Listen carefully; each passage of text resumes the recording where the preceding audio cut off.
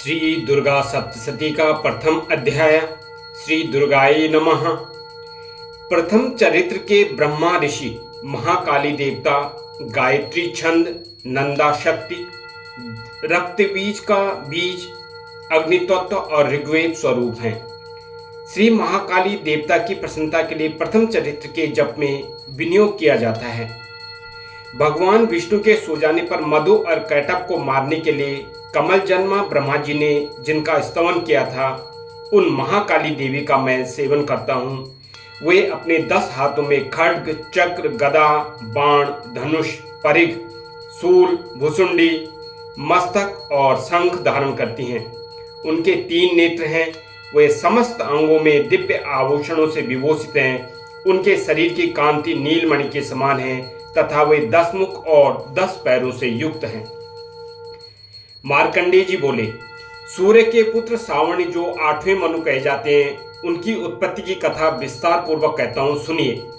सूर्य कुमार महाभाग सावणी भगवती महामाया के अनुग्रह से जिस प्रकार मनवंतर के स्वामी हुए, वही प्रसंग सुनाता हूं। पूर्व काल की बात है। स्वारोचिस मनवंतर में सुरत नाम के एक राजा थे जो चैत्र वंश में उत्पन्न हुए थे। उनका समस्त भूमंडल पर अधिकार था। वे प्रजा का अपने औरस पुत्रों की भांति धर्म पूर्वक पालन करते थे। तो भी उस समय कोला विध्वंसी नाम के क्षत्रिय उनके शत्रु हो गए।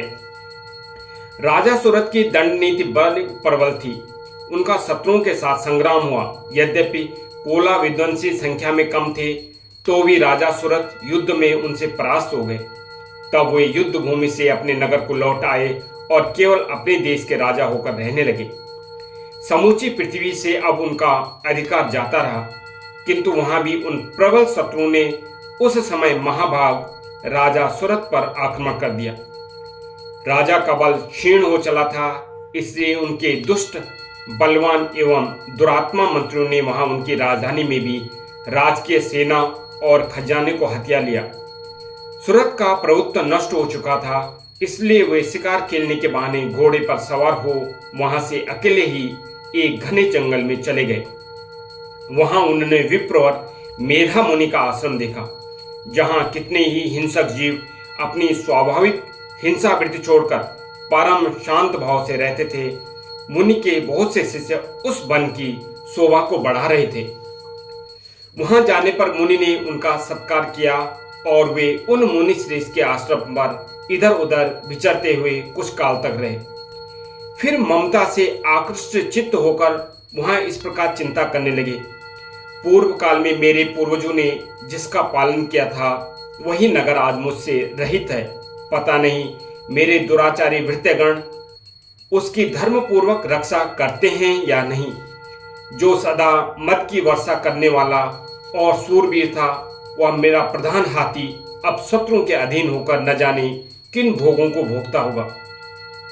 जो लोग मेरी कृपा, धन और भोजन पाने से सदा मेरे पीछे पीछे चलते थे, वे निश्चय ही अब दूसरे राजाओं का अनुसरण करते होंगे। उन अपव्ययी लोगों के द्वारा सदा खर्च होते रहने के कारण अत्यंत कष्ट से जमा किया हुआ मेरा वह खजाना खाली हो जाएगा। ये तथा और भी कई बातें राजा सुरत निरंतर सोचते रहते थे। एक दिन उन्होंने वहां विप्रवर मेधा के आश्रम के निकट एक वैश्य को देखा और उससे पूछा, भाई तुम कौन हो? यहाँ तुम्हारे आने का क्या कारण है? तुम क्यों शोकग्रस्त और अनमन से दिखाई देते हो? राजा सुरत का यह प्रेम पूर्वक कहा हुआ वचन सुनकर वैश्य ने विनीत भाव से उन्हें प्रणाम करके कहा। वैश्य बोला, राजन, मैं धनियों के कुल में उत्पन्न एक वैश्य हूँ। मेरा नाम समाधि है। मेरे दुष्ट स्त्री पुत्रों ने धन के लोभ से मुझे घर से बाहर निकाल दिया है। मैं इस समय धन, स्त्री और पुत्रों से वंचित हूँ। मेरे विश्वसनीय बंधुओं ने मेरा ही धन लेकर मुझे दूर कर दिया है, इसलिए दुखी होकर मैं वन में चला आया हूँ। यहाँ रहकर मैं इस बात को नहीं जानता कि मेरे पुत्रों की, स्त्री की और स्वजनों की कुशलता है या नहीं। इस समय घर में वे कुशल से रहते हैं अथवा उन्हें कोई कष्ट है। वे मेरे पुत्र कैसे हैं? क्या वे सदाचारी हैं अथवा दुराचारी हो गए हैं? राजा ने पूछा, जिन लोभी स्त्री पुत्र आदि ने धन के कारण तुम्हें घर से निकाल दिया, उनके प्रति तुम्हारे चित्त में इतना स्नेह, इतना मोह बंधन क्यों है? वैश्य बोला, आप मेरे विषय में कैसी बातें करते हैं? यह सब ठीक है, किंतु क्या करूं, मेरा मन निष्ठुरता नहीं धारण करता। जिन्होंने धन के लोभ में पड़कर पिता के प्रति स्नेह, पति के प्रति प्रेम तथा आत्मीयजन के प्रति अनुराग को तिलांजलि दे मुझे घर से निकाल दिया, उन्हीं के प्रति मेरे हृदय में इतना स्नेह है। महामते, गुणहीन बंधुओं के प्रति भी जो मेरा चित्त इस प्रकार प्रेम मग्न हो रहा है, वह क्या है, इस बात को मैं जानकर भी नहीं जान पाता। उनके लिए मैं लंबी सांसें ले रहा हूं और मेरा हृदय अत्यंत दुखित हो रहा है। उन लोगों में प्रेम का सर्वथा अभाव है, तो भी उनके प्रति जो मेरा मन निष्ठुर नहीं हो पाता, इसके लिए क्या करूं? मार्कंडेय जी कहते हैं, ब्राह्मण तदनंतर राजाओं में श्रेष्ठ सुरत और वह समाधि नामक वैश्य दोनों साथ साथ मेधा मुनि की सेवा में उपस्थित हुए और उनके साथ यथा योग्य न्यायानुकूल विनय पूर्वक बर्ताव करने बैठे। तत्पश्चात वैश्य और राजा ने कुछ वार्तालाप प्रारंभ किया। राजा ने कहा, भगवान, मैं आपसे एक बात पूछना चाहता हूं, उसे बताइए। मेरा चित्त अपने अधीन न होने के कारण वह बात मेरे मन को बहुत दुखी देती है। जो राज्य मेरे हाथ से चला गया है, उसमें और उसके संपूर्ण अंगों में मेरी ममता बनी हुई है। मुनिश्रेष्ठ, यह जानते हुए कि यह अब मेरा नहीं है, अज्ञानी की भांति मुझे उसके लिए दुख होता है। यह क्या है? इधर वह वैसे भी घर से अपमानित होकर आया है, उसके स्त्री, पुत्र और भृत्यों ने इसे छोड़ दिया है, स्वजनों ने भी इसका परित्याग कर दिया है, तो भी यह उनके प्रति अत्यंत हार्दिक स्नेह रखता है। इस प्रकार यह तथा मैं दोनों ही बहुत दुखी हैं। जिसमें प्रत्यक्ष दोष देखा गया है, उस विषय के लिए भी हमारे मन में ममता जनित आकर्षण पैदा हो रहा है। महाभाग, हम दोनों समझदार हैं, तो भी हम में जो मोह पैदा हुआ है, वह क्या है? विवेक शून्य पुरुष की भांति मुझ में और इसमें भी यह मूढ़ता प्रत्यक्ष दिखाई देती है। ऋषि बोले, महाभाग, विषय मार्ग का ज्ञान सब जीवों को है। इसी प्रकार विषय भी सबके लिए अलग अलग हैं। कुछ प्राणी दिन में नहीं देखते और दूसरे रात में नहीं देखते, तथा कुछ जीव ऐसे हैं जो दिन और रात्रि में भी बराबर ही देखते हैं। यह ठीक है कि मनुष्य समझदार होते हैं, किंतु केवल वे ही ऐसे नहीं होते। पशु, पक्षी और मृग आदि सभी प्राणी समझदार होते हैं। मनुष्य की समझ भी वैसी ही होती है जैसे उन मृग और पक्षियों की होती है, तथा जैसी मनुष्य की होती है वैसी उन मृग, पक्षी आदि की होती है। यह तथा अन्य बातें भी प्रायः दोनों में समान ही हैं। समझ होने पर भी इन पक्षियों को तो देखो, वे स्वयं भूख से पीड़ित होते हुए भी मोहवश बच्चों की चोंच में कितने चाव से अन्न दाने डाल रहे हैं।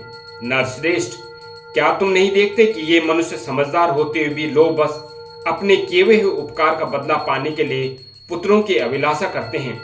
यद्यपि उन सब में समझ की कमी नहीं है, तथापि वे संसार की स्थिति, जन्म मरण की परंपरा बनाए रखने वाली भगवती महामाया के प्रभाव द्वारा ममतामय भंवर से युक्त मोह के गहरे गर्त में गिराए गए हैं। इसलिए इसमें आश्चर्य नहीं करना चाहिए। जगदीश्वर भगवान विष्णु की योग निद्रा रूपा जो भगवती महामाया है, उन्हीं से यह जगत मोहित हो रहा है। वे भगवती महामाया देवी ज्ञानियों के भी चित्त को बलपूर्वक खींचकर मोह में डाल देती है। वे ही इस संपूर्ण चराचर जगत की सृष्टि करती हैं, तथा वे ही प्रसन्न होने पर मनुष्यों को मुक्ति के लिए वरदान देती है। वे ही पराविद्या, संसार बंधन और मोक्ष की हेतुभूता सनातनी देवी तथा संपूर्ण ईश्वरों की अधीश्वरी हैं। राजा ने पूछा, भगवान, जिन्हें आप महामाया कहते हैं, वे देवी कौन है? ब्राह्मण, उनका आविर्भाव कैसे हुआ तथा उनके चरित्र कौन कौन है? ब्रह्म वेत्ताओं में श्रेष्ठ महर्षि उन देवी का जैसा प्रभाव हो, जैसा स्वरूप हो और जिस प्रकार प्रादुर्भाव हुआ हो, वह सब मैं आपके मुख से सुनना चाहता हूँ। ऋषि बोले, राजन, वास्तव में तो वे देवी नित्य स्वरूपा ही हैं। संपूर्ण जगत उन्हीं का रूप है तथा उन्होंने समस्त विश्व को व्याप्त कर रखा है, तथापि उनका प्रकाट अनेक प्रकार से होता है। वह मुझसे सुनो। यद्यपि वे नित्य और अजन्मा है, तथापि जब देवताओं का कार्य सिद्ध करने के लिए प्रकट होती हैं, उस समय लोक में उत्पन्न हुई कहलाती हैं। कल्प के अंत में जब संपूर्ण जगत एकार्ण में निमग्न हो रहा था और सबके प्रभु भगवान विष्णु शेषनाग की सैया बिछाकर योग निद्रा का आश्रय ले सो रहे थे, उस समय उनके कानों के मैल से दो भयंकर असुर उत्पन्न हुए जो मधु और कैटभ के नाम से विख्यात थे। वे दोनों ब्रह्मा जी का वध करने को तैयार हो गए। भगवान विष्णु के नाभि कमल में विराजमान प्रजापति ब्रह्मा जी ने जब उन दोनों भयानक असुरों को अपने पास आया और भगवान को सोया हुआ देखा, तब एकाग्र चित्त होकर उन्होंने भगवान विष्णु को जगाने के लिए उनके नेत्रों में निवास करने वाली योग निद्रा का स्तवन आरंभ किया। जो इस विश्व की अधीश्वरी, जगत को धारण करने वाली, संसार का पालन और संहार करने वाली तथा तेजः स्वरूपा भगवान विष्णु की अनुपम शक्ति है, उन्हीं भगवती निद्रा देवी की भगवान ब्रह्मा स्तुति करने लगे। ब्रह्मा जी ने कहा, देवी तुम ही स्वाहा, तुम ही स्वदा और तुम ही वशटकार हो।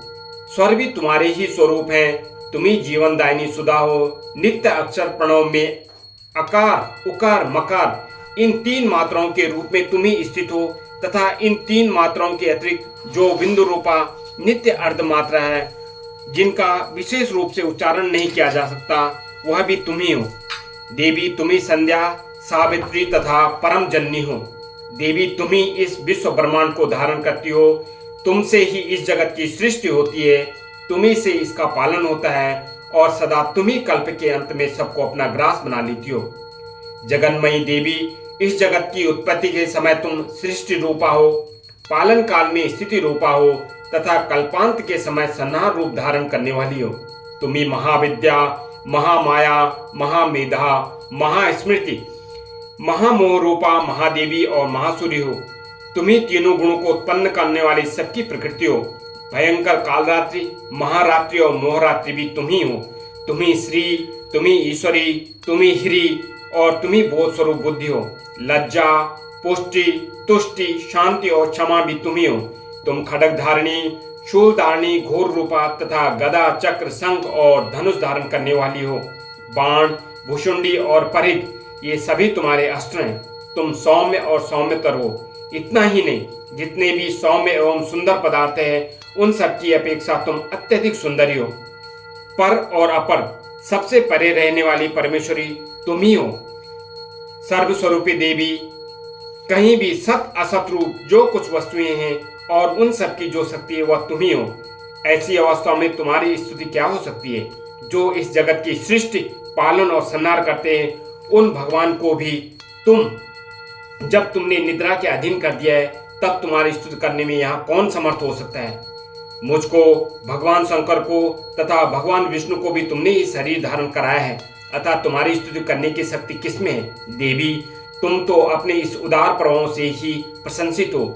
ये जो दोनों दुर्धर्ष असुर मधु और कैटभ हैं, इनको मुंह में डाल दो और जगदीश्वर भगवान विष्णु को शीघ्र ही जगा दो। साथ ही इनके भीतर इन दोनों महान असुरों को मार डालने की बुद्धि उत्पन्न कर दो। ऋषि कहते हैं, राजन, जब ब्रह्मा जी ने वहां मधु और कैटभ को मारने के उद्देश्य से भगवान विष्णु को जगाने के लिए तमोगुण की अधिष्ठात्री देवी योग निद्रा की इस प्रकार स्तुति की, तब वे भगवान के नेत्र, मुख, नासिका, बाहु, हृदय और वक्षस्थल स्थल से निकलकर अव्यक्त जन्मा ब्रह्मा जी की दृष्टि के समक्ष खड़ी हो गई। योग निद्रा से मुक्त होने पर जगत के स्वामी भगवान जनार्दन उस एकार्णव के जल में शेषनाग की शैया से जाग उठे। फिर उन्होंने दोनों असुरों को देखा। वे दुरात्मा मधु और कैटभ अत्यंत बलवान तथा पराक्रमी थे और क्रोध से लाल आंखें के ब्रह्मा जी को खा जाने के लिए उद्योग कर रहे थे। तब भगवान श्री हरि ने उठकर उन दोनों के साथ 5000 वर्षों तक केवल बाहुयुद्ध किया। वे दोनों ही अत्यंत बल के कारण उन्मत्त हो रहे थे। उधर महामाया ने भी मोह में डाल रखा था, इसलिए वे भगवान विष्णु से कहने लगी, हम तुम्हारी वीरता से संतुष्ट है, तुम हम लोगों से कोई वर मांगो। श्री भगवान बोले, यदि तुम दोनों मुझ पर प्रसन्न हो तो अब मेरे हाथों मारे जाओ। भाई, इतना सा ही वर मैं मांगा है, यहाँ दूसरे किसी वर से क्या लेना। ऋषि कहते हैं, इस प्रकार धोखे में आ जाने पर जब उन्होंने संपूर्ण जगत में जल ही जल देखा, तब कमल नयन भगवान ने कहा, जहां पृथ्वी जल में डूबी न हो, जहां सूखा स्थान हो, वहीं हमारा वध करो। ऋषि कहते हैं, तब तथास्तु कहकर शंख, चक्र और गदा धारण करने वाले भगवान ने उन दोनों के मस्तक अपनी जांग पर रखकर चक्र से काट डाले। इस प्रकार ये देवी महामाया ब्रह्मा जी की स्तुति करने पर प्रकट हुई थी। अब पुनः तुमसे उनके प्रभाव का वर्णन करता हूँ, सुनो। इस प्रकार श्री मार्कंडेय पुराण में सावर्णिक मनवंतर की कथा के अंतर्गत देवी महात्म्य में मधुकैटभ वध नामक पहला अध्याय पूरा हुआ। जयंती मंगला काली भद्रकाली कपालिनी दुर्गा क्षमा शिवा धात्री स्वाहा सुधा नमस्तुते। जय त्वं देवी चामुंडे जय भूतार्तिहारिणी जय सर्वगते देवी कालरात्रि नमस्तुते। हे माँ भगवती नारायणी देवी भगवती की जय हो। जय माता दी, जय माता दी, जय माता दी।